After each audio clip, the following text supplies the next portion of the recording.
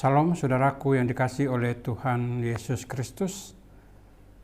Pagi yang sungguh indah, kita sudah diberkati Tuhan, membangunkan kita dari tidur kita, dan saatnya kita akan menghadap Tuhan melalui doa pagi kita.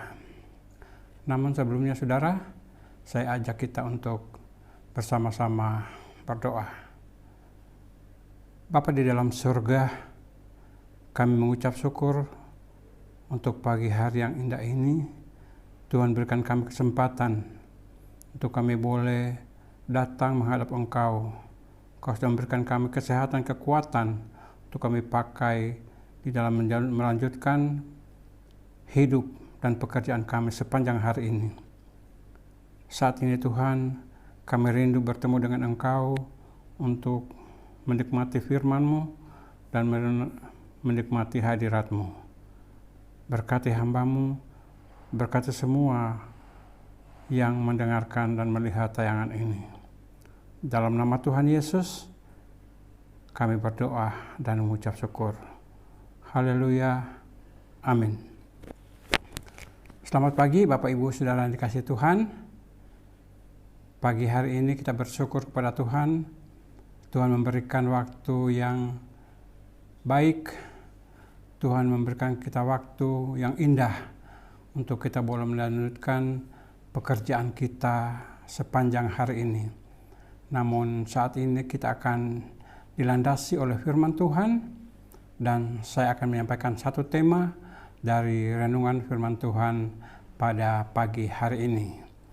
Tema dari renungan yang akan saya berikan pagi hari ini adalah kemurahan dan kekerasan Allah. Kemurahan dan kekerasan Allah. Saya mengambil ayat dari landasan tema ini di dalam Roma pasal yang ke-11, ayat yang ke-11 sampai dengan ayat yang ke-24. Namun karena ayatnya terlalu panjang, kita hanya akan membaca satu ayat yang mewakili keseluruhan ayat, yaitu di dalam ayat yang ke-22. Roma pasal yang ke-11, ayat yang ke-22. Dikatakan demikian. Sebab itu perhatikanlah kemurahan Allah dan juga kekerasannya, yaitu kekerasan atas orang-orang yang telah jatuh, tetapi atas kamu kemurahannya, yaitu jika kamu tetap dalam kemurahannya, jika tidak, kamu pun akan dipotong juga. Saudara yang dikasihi Tuhan Yesus Kristus, bagaimana sikap kita terhadap orang yang menolak kebaikan kita? Biasanya kita menolong orang, tetapi ada orang yang mungkin bersikap angkuh dan sombong. Mereka memberikan reaksi menolak atas kebaikan kita. Nah, reaksi kita mungkin tidak akan mempedulikan mereka lagi, karena menganggap mereka itu sombong dan angkuh. Bahkan tak jarang dari kita menjadi marah dan kecewa, bahkan sakit hati. Nah, bagaimana dengan Allah kita? Apakah ia juga bersikap demikian terhadap penolakan Israel atau bangsa Yahudi? Dari perikop yang kita baca ini, di sana Paulus mengatakan, sekali-kali tidak. Allah dikatakan tetap peduli dan tetap mengasihi mereka. Untuk menguatkan pernyataannya, Paulus memaparkan beberapa bukti. Bukti yang pertama adalah tentang dirinya sendiri. Dikatakan ia adalah contoh terbaik bahwa Allah sama sekali tidak menolak Israel. Paulus adalah keturunan Abraham, tetapi Allah berkenan menyelamatkan dan memanggilnya menjadi rasul bagi bangsa non-Yahudi.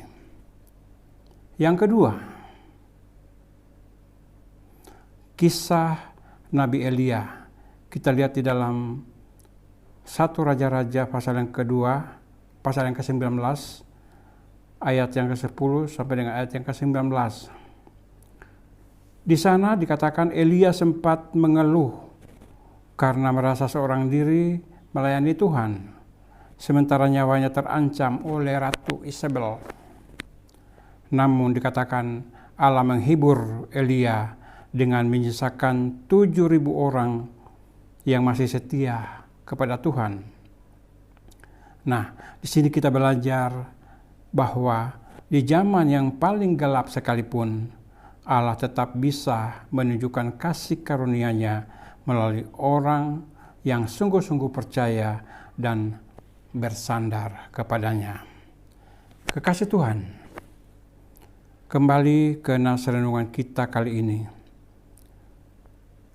Saudara, pelajaran apa yang dapat kita terima tentang Allah dari sikapnya terhadap penolakan Israel dan dari bagaimana Ia menghasilkan keselamatan bangsa kafir, termasuk saya dan saudara. Nah, saudara, dikatakan Allah itu keras dan berpegang pada prinsip. Tetapi Allah bukan berarti kejam atau sewenang-wenang.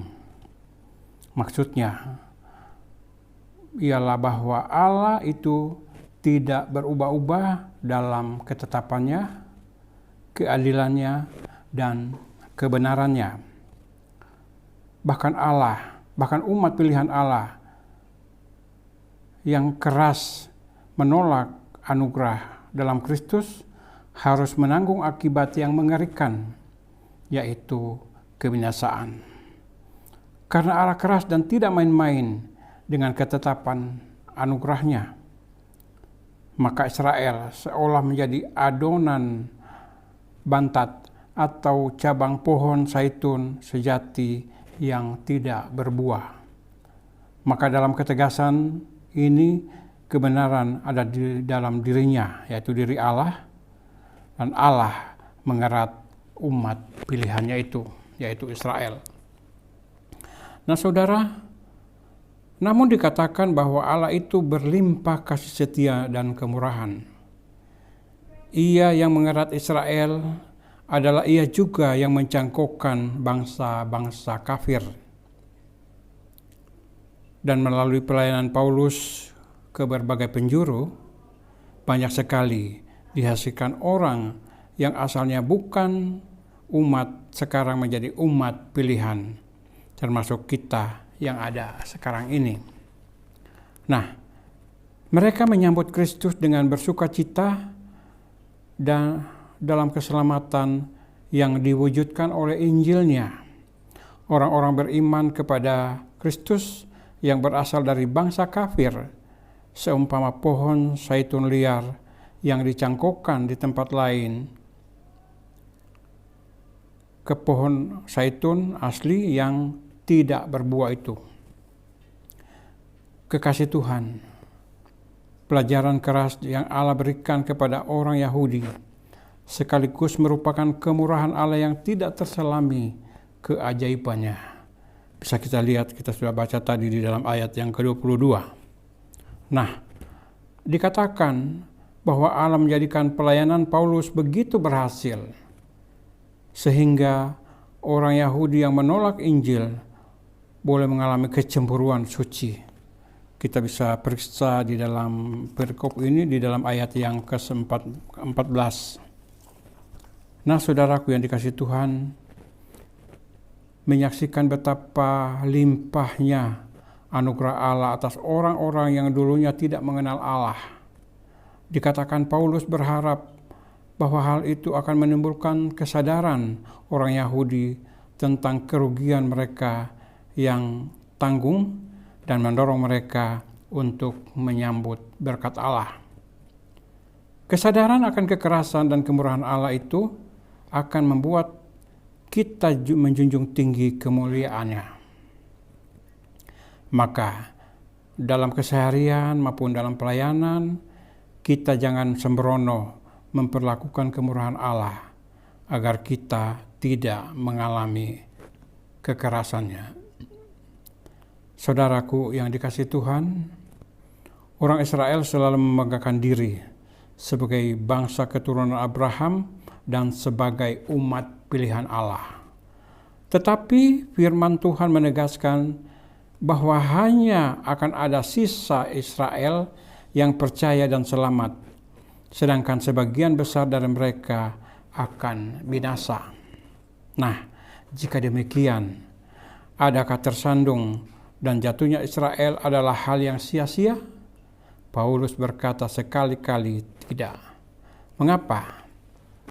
Alasannya adalah karena yang pertama, karena pelanggaran Israel justru mendatangkan keselamatan dan pendamaian bagi orang bangsa-bangsa lain. Allah mengalihkan karya keselamatan dari Israel agar mereka menjadi cemburu. Dan melalui kecemburuan itu diharapkan Israel akan menyesal dan mau balik kepada Kristus. Alasan yang kedua adalah jika dalam penolakan mereka saja Allah masih bisa melakukan hal yang baik bagi bangsa lain, maka betapa besarnya berkat yang akan Allah limpahkan jika mereka bertobat. Kita bisa lihat di dalam ayat yang ke-15. Kekasih Tuhan, oleh Paulus, Israel diumpamakan sebagai adonan dan akar yang sepatutnya mampu memberikan dampak positif bagi bangsa-bangsa lain melalui kesaksian mereka. Namun nyatanya mereka gagal memberikan dampak tersebut. Itulah sebabnya Allah untuk sementara waktu membuang mereka dan memasukkan bangsa lain sebagai kepada pohon zaitun sejati untuk menikmati segala berkat rohani dari Tuhan. Dan sudah sepatutnya lah jika bangsa-bangsa lain di luar Yahudi, termasuk kita yang ada sekarang ini, tidak boleh menjadi sombong karena kemurahan Allah ini. Sebab jika kepada Israel saja yang diibaratkan sebagai cabang pohon asli oleh Paulus, Allah dapat menjatuhkan hukuman dan ketidaktaatan mereka, maka terlebih bagi bangsa lain atau kita yang diibaratkan sebagai tunas liar oleh Paulus. Jadi, saudara, kunci utamanya adalah ketaatan dan penundukan diri terhadap kedaulatan dan kemurahan Allah. Saudara yang dikasihi Tuhan, Allah itu memang Maha Pemurah, tetapi Ia juga tegas dalam menjalankan kebenarannya. Oleh karena itu, marilah kita menghargai anugerah keselamatan kita dengan senantiasa bersyukur atas kemurahan-Nya, hidup benar di hadapan-Nya, serta mau menjadi saksinya di tengah-tengah lingkungan masyarakat di mana kita berada. Masih begitu banyak jiwa-jiwa di sekitar kita yang belum mengenal kebenaran Injil Yesus Kristus. Bahkan mereka yang secara terang-terangan menolak Injil. Dan tugas kita adalah tetap mendoakan mereka dengan tidak jemu-jemu. Kita tetap berbuat baik untuk mereka, sekalipun kita dicemooh atau dikucilkan. Kita terpercaya bahwa melalui doa yang tidak berkeputusan, maka Roh Kudus akan menyadarkan mereka itu untuk mengubah hati yang keras menjadi lembut, dan mereka akan bertekuk lutut dan menerima Yesus sebagai Tuhan dan Juru Selamat mereka.